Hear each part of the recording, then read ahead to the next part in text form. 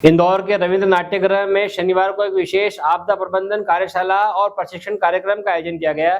इस कार्यक्रम का उद्देश्य था शहर के नागरिकों को आपदा के समय सजग, सक्षम और सहभागी बनाना। शनिवार को इंदौर के रविंद्र नाट्यगृह में आयोजित इस विशेष आपदा प्रबंधन प्रशिक्षण कार्यक्रम में शहर की सुरक्षा व्यवस्था को लेकर और अधिक सुदृढ़ बनाने के उद्देश्य से प्राकृतिक एवं मानवीय आपदाओं से निपटने के लिए नागरिकों को तैयार करने की दिशा में बड़ा कदम उठाया गया। कार्यक्रम में इंदौर के 85 वार्डों से आए 10-10 कार्यकर्ता, सामाजिक संस्थाओं के प्रतिनिधि, महिला पुरुष नागरिकों सहित बड़ी संख्या में जनप्रतिनिधि और अधिकारी उपस्थित रहे। कार्यक्रम की अध्यक्षता भाजपा नगर अध्यक्ष सुमित मिश्रा ने की। वहीं मंच पर विधायक Ramesh Mendola, Indore collector Ashish Singh, police commissioner Santosh Singh, निगम आयुक्त शिवम वर्मा, सांसद शंकर लालवानी और महापौर पुष्यमित्र भार्गव उपस्थित थे। होमगार्ड द्वारा आपदा के समय बचाव कार्यों का लाइव प्रशिक्षण भी दिया गया, जिसमें नागरिकों को प्राथमिक उपचार, राहत प्रबंधन, आग और जल आपदा से निपटने के व्यवहारिक अभ्यास सिखाए गए। कार्यक्रम में वक्ताओं ने कहा कि आपदा के समय सिर्फ प्रशासन नहीं, आम नागरिक की तत्परता भी सबसे अधिक ताकत बनती है। इसी उद्देश्य से नागरिकों की भागीदारी को सुनिश्चित करते हुए यह प्रशिक्षण दिया गया, ताकि आपातकालीन परिस्थितियों में हर वार्ड में प्रशिक्षित स्वयंसेवक सक्रिय रह सके। इंदौर में आयोजित यह कार्यशाला आपदा प्रबंधन को सिर्फ कागजी योजना नहीं, बल्कि जमीनी तैयारी और सामाजिक चेतना का रूप देती है। शहर का हर एक नागरिक यदि प्रशिक्षित हो तो हर संकट से मजबूती से लड़ा जा सकता है। इंदौर से दिनेश आचार्य की रिपोर्ट। होमगार्ड की एसडीआरएफ की मैडम थी, उन्होंने इसके बारे में जो कानून है, कैसे इसके बारे में हम ज्वाइन कर सकते हैं और कैसे कार्य कर सकते हैं, इसके बारे में बताया। आप लोगों को बहुत ही शॉर्ट नोटिस में, बहुत ही कम समय में इतने सारे वॉलंटियर्स को देख के बहुत ज्यादा खुशी होती है। और ये सहभागिता हम लोगों ने मॉक ड्रिल जो 7 तारीख को हमने की थी, उस दिन भी देखी कि हमारे पास तरह तरह के ग्रुपों से आ रहा था कि साहब हम वॉलंटियर के रूप में काम करना चाहते हैं, हम वॉलंटियर के रूप में काम करना चाहते हैं। मुझे दर्जनों ऐसे संगठन ध्यान है जिन्होंने पुलिस से संपर्क किया था कि हम मॉक ड्रिल के दौरान वॉलंटियर के रूप में काम करना चाहते हैं। हम सभी को विदित है कि ऐसे समय में जब शत्रु देश के साथ, पड़ोसी देश के साथ हम युद्ध कर रहे हैं, तो सेना तो बॉर्डर पे और उसके बाहर अपना कार्य कर रही है, लेकिन देश के अंदर जो परिस्थितियां बनती हैं, उन चुनौतियों से निपटने के लिए जो सिविल एडमिनिस्ट्रेशन है, जो हमारी सिविल व्यवस्था है, उसके साथ साथ हमारे वॉलंटियर्स का एक महती योगदान। आज ही हमारे होम डिपार्टमेंट ने प्रत्येक ग्राम पंचायतों से कम 2-2 वॉलंटियर बनाने के लिए और प्रत्येक वार्डों से 2-2 वॉलंटियर बनाने के लिए ऐसे निर्देश जारी किए थे। उससे 5 गुना महापौर जी ने कल से डिसाइड करके और बता दिया था, उन्होंने मुझे भी बताया था कि लगभग प्रत्येक वार्ड से 10-10 ज्वाइन करेंगे और 50 वार्डों को हम ले रहे हैं, तो कम से कम हमारे 500 वॉलंटियर आ रहे हैं।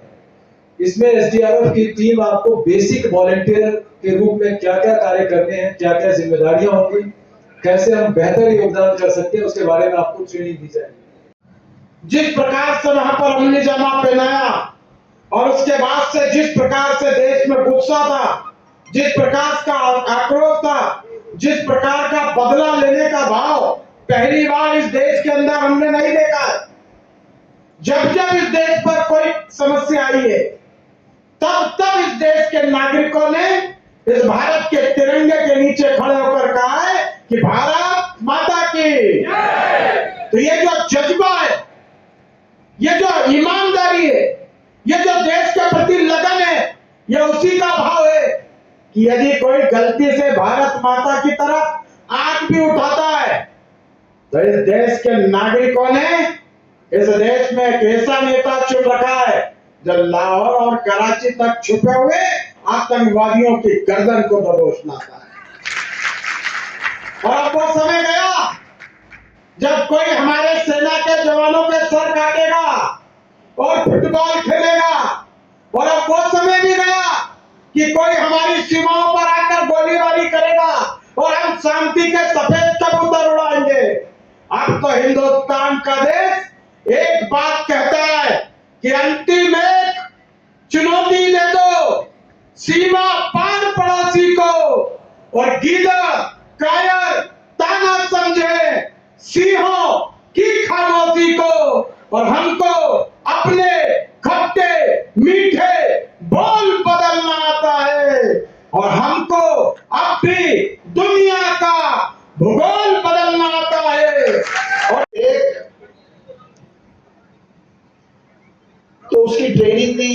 दूसरा, अभी अभी खबर आई है कि पाकिस्तान के हेड ने फोन किया भारतीय सेना के हेड को कि अभी जल थल नल सब जगह जरा सीज फायर कर दिया जाए। तो भारत के हमले से डर के पाकिस्तान ने सीज फायर का आग्रह किया है, लेकिन ये परिस्थितियां और भी बन सकती हैं, भविष्य में भी इसकी स्थिति बन सकती है। दूसरा, जब भी युद्ध होता है तो हम सबके मन में एक भाव आता है कि मैं अपने देश के लिए क्या कर पाऊं।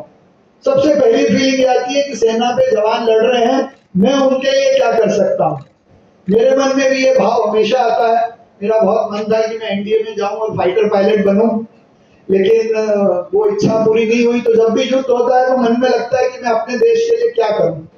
तो इस बार जैसी मॉकड्रिल हमने देखी तो मुझे लगा कि ऐसी परिस्थिति तो शहर में कहीं भी बन सकती है, और उसके लिए प्रशासन को यदि सबसे ज्यादा किसी के सहयोग की जरूरत है तो वो है आम नागरिकों की।